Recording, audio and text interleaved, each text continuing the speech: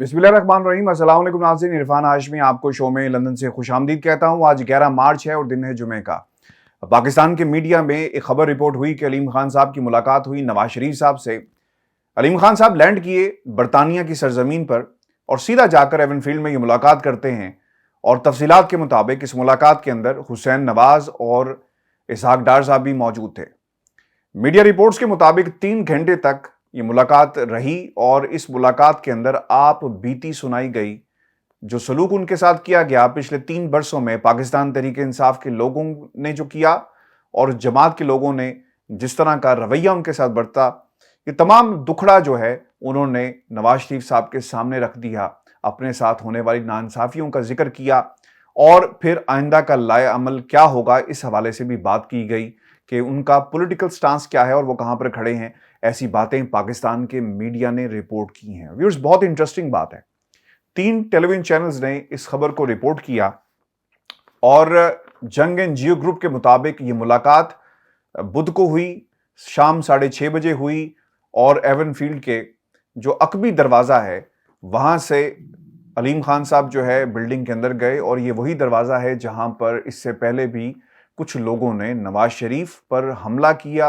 हुसैन नवाज वहां पर मौजूद थे और ये वही दरवाजा है जहां पर जुनैद सफदर को हथकड़ियां भी लगी कुछ लोगों पर अटैक करने के हवाले से, और वो तस्वीरें भी इंटरनेट के ऊपर मौजूद है और आप देख भी सकते हैं। और एआरवाई न्यूज ने इसे रिपोर्ट किया कि ये मुलाकात एवनफील्ड में हुई। अकबी दरवाजे से अलीम खान साहब को दाखिल करवाया गया और इस मुलाकात को खुफिया रखा गया और ये रिक्वेस्ट की गई थी अलीम खान साहब की तरफ से कि लोगों को कानों कान इसकी खबर ना हो, किसी को ना पता चले कि मैं आपसे मिलने के लिए लंदन आ रहा हूं और मेरी पहली मुलाकात आपसे हो रही है। अच्छा, अब बात यहां पे खत्म नहीं होती। सबसे जो इंटरेस्टिंग रिपोर्टिंग हुई वो समा न्यूज की थी। समा न्यूज के मुताबिक अलीम खान साहब लंदन में अपने निजी दौरे पर हैं, फैमिली के लोगों से मिलने आए हैं। इसके अलावा इनका बरतानिया आने का कोई दूसरा मकसद नहीं है। हैविंग सेड दैट, व्यूअर्स, ये बहुत ही इंपॉर्टेंट है, अलीम खान साहब की आज तक जहांगीर तरीन से कोई मुलाकात नहीं हुई।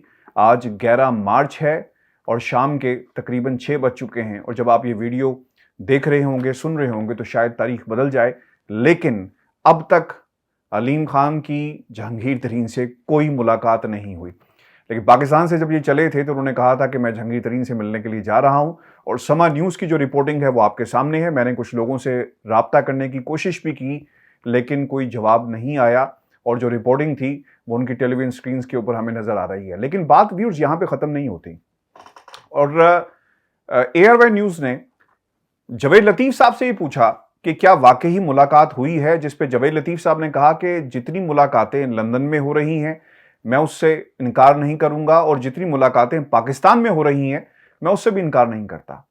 और मैं आपको याद करवाना चाहता हूं कि तकरीबन 1 रोज पहले आसमा नवाज शरीफ का जो ट्विटर हैंडल है उससे एक ट्वीट किया गया और इस ट्वीट के अंदर लिखा गया कि जहांगीर तरीन की और अलीम खान साहब की मुलाकात जो है वो नवाज शरीफ से। अच्छा, इसके अंदर ज्यादा तफसीलात नहीं थी।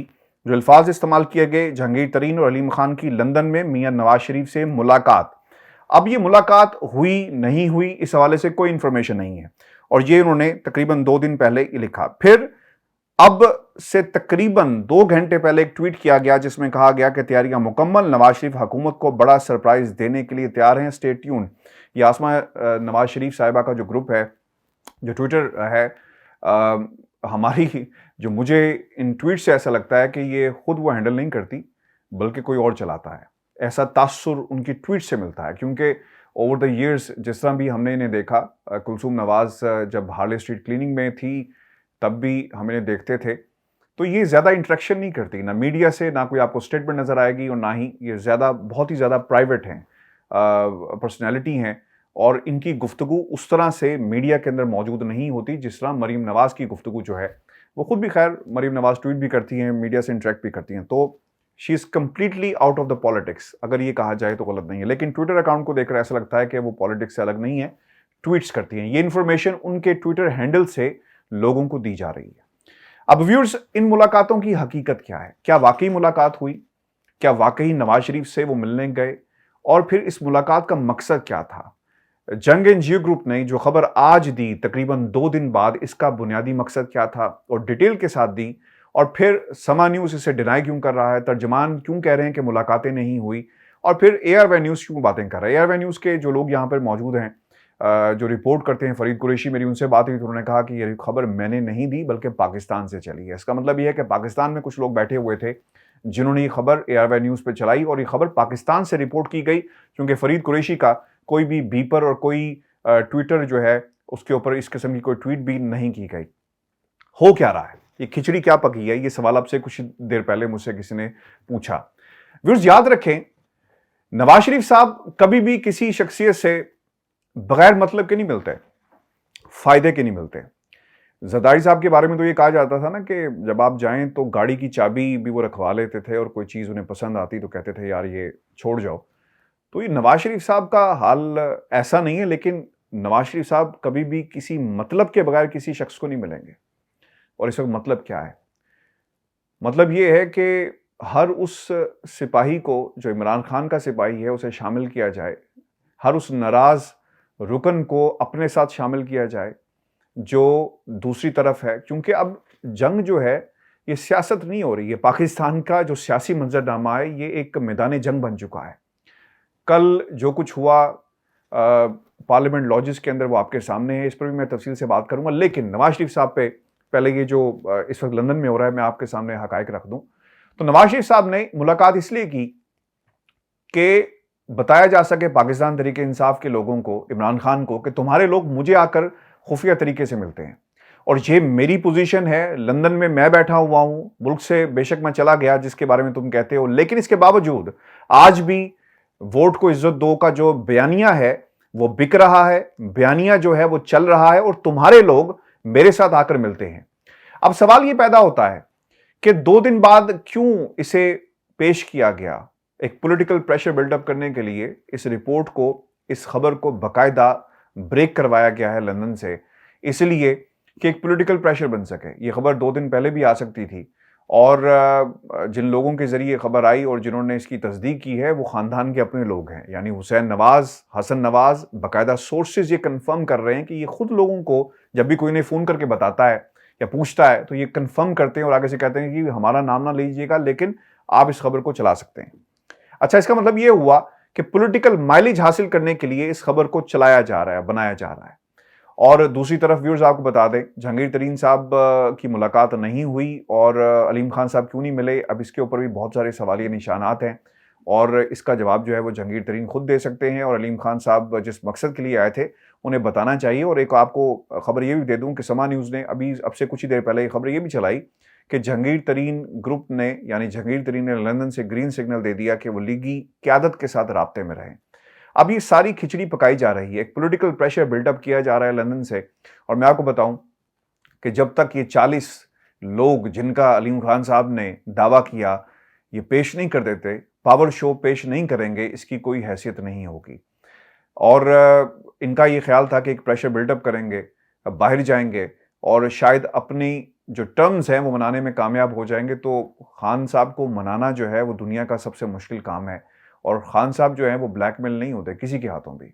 आप ये देखेंगे कि अब जो खबरें आ रही हैं इत्तेहादियों के हवाले से, और इत्तेहादी भी इस पर अड़ गए हैं कि जनाब जो आप हमसे कह रहे थे कि पहले उस्मान बुज़दार को तब्दील कर बाद में किया जाएगा, पहले हमें फोकस करना है तहरीक अदम-ए-एतमाद के हवाले से और हम आपसे वादा करते हैं। लेकिन इत्तेहादी ये कह रहे हैं कि पहले करो तो फिर हम आपके साथ चलेंगे, और अगले 48 घंटों का अल्टीमेटम जो है वो दिया भी गया है कुछ लोगों की तरफ से। और फिर चौधरी बजाज साहब की जो गुजरावाला में तकरीर है उसमें उन्होंने नैब को क्रिटिसाइज किया, यानी इत्तेहादी हों, नाराज अरकान हों, जिन लोगों ने इमरान खान के काफिले को इसलिए ज्वाइन किया कि वो फ़ायदा हासिल कर सकें, इमरान खान को गाड़ियाँ देते रहे, और इमरान खान के जो खर्चे थे जलसों के वो उठाते रहे, ऑर्गेनाइज करते रहे, पैसा पानी की तरह बहाते रहे, आज वो सिला मांगते हैं, ओहदों की सूरत में सिला मांगते हैं, वजारतों की सूरत में।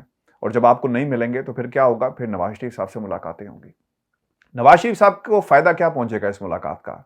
सिर्फ ये होगा कि वो एक पैगाम दे सकें, वो एक डेंट डाल सकें और पॉलिटिकल माइलेज हासिल कर सकें, इसके अलावा कोई फ़ायदा नहीं होगा। लेकिन नुकसान जो है वो अलीम खान साहब का हो गया है, और फवाद चौधरी साहब ने फ़ोन भी किया और फिर उन्होंने कहा, उन्हें बताया कि जनाब मुलाकात नहीं हुई और ये सब जो बातें हैं वो झूठ हैं और इसमें कोई सच्चाई नहीं है।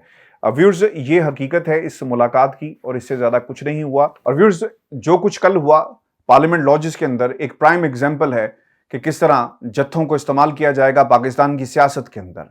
वो लोग जो गैर जमहूरी हैं, जिनका पार्लियामेंट के अंदर कोई मकाम नहीं है, वो आज रोस्टम पे खड़े होकर फजल रहमान साहब ये कहते रहे कि किसने इख्तियार दिया एक ऐसे शख्स को, वज़ीर-ए-आज़म पाकिस्तान को, कि वह लोगों के दरमियान जाए, जलसे करे। और इलेक्शन कमीशन को उन्होंने कहा कि मैं मुतालबा करता हूं कि इस बात का एक्शन लिया जाए।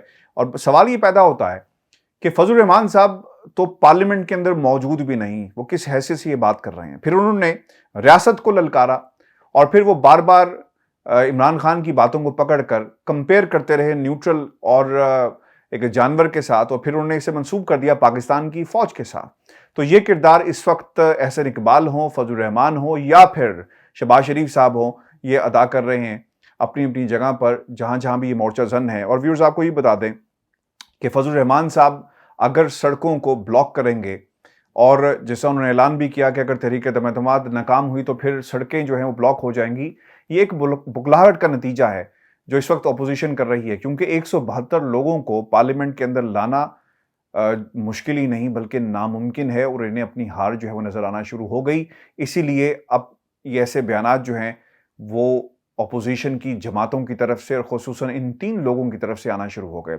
इत्तेहादियों के हवाले से आपको बता दूं कि अगले 48 घंटे बहुत ही इंपॉर्टेंट हैं और डेवलपमेंट्स होंगी।